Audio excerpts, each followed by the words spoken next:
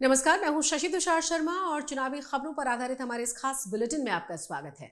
सबसे पहले आप दिन की बड़ी तमाम चुनावी खबरों को संक्षेप में जान लीजिए, जिसके बाद हम आपको बताएंगे कि ये खबरें खास क्यों हैं और इनके राजनीतिक मायने क्या हैं। अखिलेश यादव के बाद अब मध्य प्रदेश में किसने कांग्रेस के लिए मुश्किलें खड़ी कर दी हैं, इसके बारे में चर्चा होगी। मध्य प्रदेश में कांग्रेस के किन सीटों पर अपने उम्मीदवारों में बदलाव किया गया है, जानकारी हम आपको इसकी भी देंगे। राजस्थान में कांग्रेस ने क्या दो बड़ी घोषणाएं की हैं, इसकी भी जानकारी देंगे। साथ ही एनसीईआरटी की किताबों में अब इंडिया की जगह लिखा जाएगा भारत, इसके बारे में भी पूरी जानकारी आपको देंगे, चर्चा करेंगे। हरियाणा में सभी राजनीतिक पार्टियां बड़ी रैलियों को और जनसभाओं की शुरुआत करने जा रही हैं। इसका शेड्यूल क्या रहेगा, ये भी हम आपको बताएंगे। और चलिए अब इन तमाम खबरों को समझ लेते हैं विस्तार से। समाजवादी पार्टी के अध्यक्ष अखिलेश यादव के बाद अब नीतीश कुमार ने भी मध्य प्रदेश में चुनाव लड़ने का ऐलान कर दिया है। जेडीयू ने बुधवार को अपने 5 प्रत्याशियों को मैदान में उतारा और अभी पार्टी 10 और उम्मीदवारों का ऐलान कर सकती है। कहा जा रहा है कि जेडीयू भी मध्य प्रदेश में सीट शेयरिंग को लेकर कांग्रेस से बात कर रही थी, जो सफल नहीं हो पाई। जेडीयू के इस फैसले के बाद चिराग पासवान ने नीतीश कुमार पर करारा हमला बोला है। सुनिए चिराग पासवान ने कहा क्या। इंडिया गठबंधन चलेगी। देखिए, जब हम बोलते हैं कि मेरे मुख्यमंत्री महा कंफ्यूज हैं, ये उसी का एक उदाहरण है। आप ही ने ये मुहिम शुरू की विपक्षी एकता की, दरवाजे दरवाजे आप गए। भले वो बात अलग है कि अपनी व्यक्तिगत महत्वाकांक्षाओं को साधने के लिए वो गए, उनको खुद प्रधानमंत्री बनने की लालसा थी। उस चक्कर में वो हर दरवाजे पर गए ये अर्जी लेकर कि विपक्ष उनको नेता के तौर पर स्वीकार कर ले। ऐसा हुआ नहीं तो उसकी खिज है ये। मध्य प्रदेश में इंडिया अलायंस के 4 दल चुनाव लड़ रहे हैं, जिसमें कांग्रेस है, आम आदमी पार्टी, समाजवादी पार्टी और जेडीयू शामिल है। जाहिर है इनकी आपसी लड़ाई का फायदा कहीं ना कहीं बीजेपी को जरूर मिलेगा। मध्य प्रदेश में कांग्रेस ने कुछ सीटों पर अपने उम्मीदवारों में बदलाव किया है। पहले घोषित प्रत्याशी को लेकर हो रहे जबरदस्त विरोध के चलते ये फैसला पार्टी को लेना पड़ा है। कांग्रेस ने सुमावली, पिपरिया, वडनगर और जोरा विधानसभा क्षेत्रों में उम्मीदवारों में संशोधन कर दिया है और इसे लेकर शिवराज सिंह चौहान ने कांग्रेस पर कसा है तंज। उन्होंने कहा है कि कांग्रेस ने घबरा कर कई जगहों पर टिकट्स में बदलाव कर डाले हैं। सुनिए शिवराज सिंह चौहान ने और कैसे निशाना साधा कांग्रेस पर। टिकट बांट दिए और बाद में जब गदर हुआ तो कमलनाथ जी ने कह दिया दिग्विजय सिंह के कपड़े फाड़ो, जयवर्धन के कपड़े फाड़ो, कपड़ा फाड़ कांग्रेस हो गई।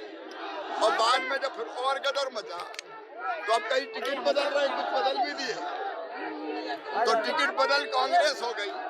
कांग्रेस घबराई है, परेशान है और समझ में नहीं आ रहा है क्या करें। भारतीय जनता पार्टी को जनता का समर्थन और आशीर्वाद मिल रहा है, मैं जनता का आभारी हूँ। वहीं छत्तीसगढ़ विधानसभा चुनावों के लिए बीजेपी ने 4 उम्मीदवारों की चौथी लिस्ट भी जारी कर दी है। बीजेपी ने अंबिकापुर, बेलतरा, कसडोल और बेमेतरा पर अपने प्रत्याशियों को उतार दिया है।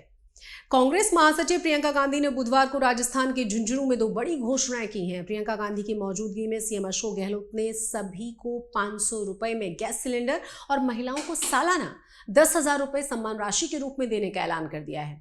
सुनिए और क्या घोषणाएं की गई हैं अशोक गहलोत यानी कि मुख्यमंत्री जो है राजस्थान के, उनकी तरफ से। अब हमने तय किया है गारंटी देने की बात है। पहली गारंटी होगी जो हमने पहले 500 रुपये सिलेंडर दिया था आपको, वो दिया था खाली उज्ज्वला योजना की महिलाओं को दिया था। उज्ज्वला योजना की महिलाओं को दिया था खाली। आज मैं एक गारंटी दे रहा हूं, सरकार हमारी आएगी तो 1 करोड़ 5 लाख परिवारों को 500 रुपये सिलेंडर मिलेगा।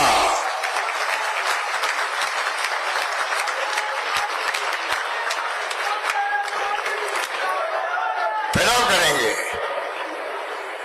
और दूसरी गारंटी है महिलाओं को सम्मान के रूप में, परिवार की मुखिया महिला को सम्मान के रूप में प्रति वर्ष 2 किस्तों में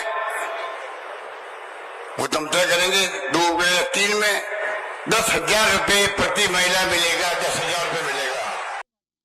तो चुनावी मौसम में सभी राजनीतिक पार्टियां एक के बाद एक इसी तरह की मुफ्त योजनाओं की बौछारें कर रही हैं। सुप्रीम कोर्ट में इन मुफ्त योजनाओं को लेकर याचिकाएं दर्ज की गई हैं। कोर्ट ने चुनाव आयोग, केंद्र सरकार और राज्य सरकारों से जवाब भी मांगा है, लेकिन बावजूद इसके राजनीतिक पार्टियां फ्रीबीज का ऐलान कर रही हैं और उनका मेन फोकस है महिलाओं पर और युवाओं पर।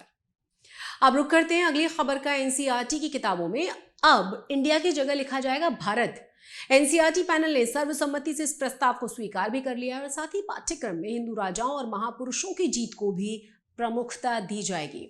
एनसीईआरटी पैनल के इस फैसले पर इंडिया गठबंधन के घटक दल सवाल भी उठा रहे हैं।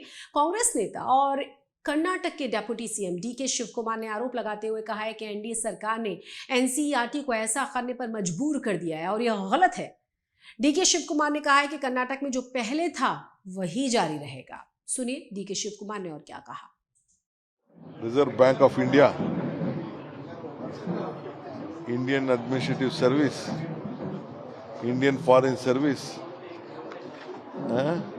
in all our passports we have Republic of India, Constitution of India. I think something wrong has happened to this government.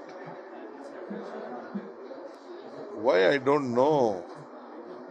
Why are you confusing the young mind of Indians?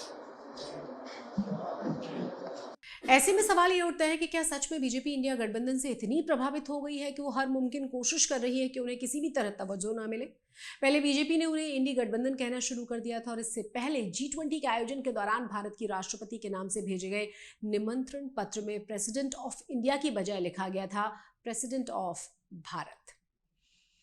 Haryana में सभी राजनीतिक पार्टियां बड़ी रैलियां और जनसभाओं की शुरुआत करने जा रही हैं। बीजेपी करनाल में 2 नवंबर को पार्टी के 9 साल पूरे होने के मौके पर बड़ी रैली करेगी, जिसमें खासतौर पर गृह मंत्री अमित शाह शामिल होंगे। कांग्रेस 1 नवंबर को यमुनानगर में जिस आक्रोश रैली को आयोजित करने जा रही है उसमें भूपेंद्र सिंह हुड्डा होंगे और कई बड़े नेता भी। वहीं जेजेपी 5 नवंबर को शाहबाद में विशाल रैली का आयोजन करने जा रही है और इस जनसभा में उप मुख्यमंत्री दुष्यंत चौटाला समेत पार्टी के अन्य वरिष्ठ नेता शिरकत करेंगे। चुनाव आयोग ने बॉलीवुड एक्टर राजकुमार राव को अपना नेशनल आइकन बनाने का फैसला कर लिया है। आयोग 26 अक्टूबर को राजकुमार राव को आइकन नियुक्त कर देगा। उनसे उम्मीद ये की जा रही है कि वो बतौर नेशनल आइकन वोटिंग को लेकर लोगों में जागरूकता पैदा करेंगे, बार बार अवेयरनेस फैलाते रहेंगे। आपको ये भी बता दें कि चुनाव आयोग ने इसी साल अगस्त में पूर्व भारतीय क्रिकेटर सचिन तेंदुलकर को अपना नेशनल आइकन बनाया था। दरअसल 2024 में लोकसभा चुनावों में आयोग ज्यादा से ज्यादा लोगों को मतदान में भागीदार बनाना चाहता है, अवेयर करना चाहता है।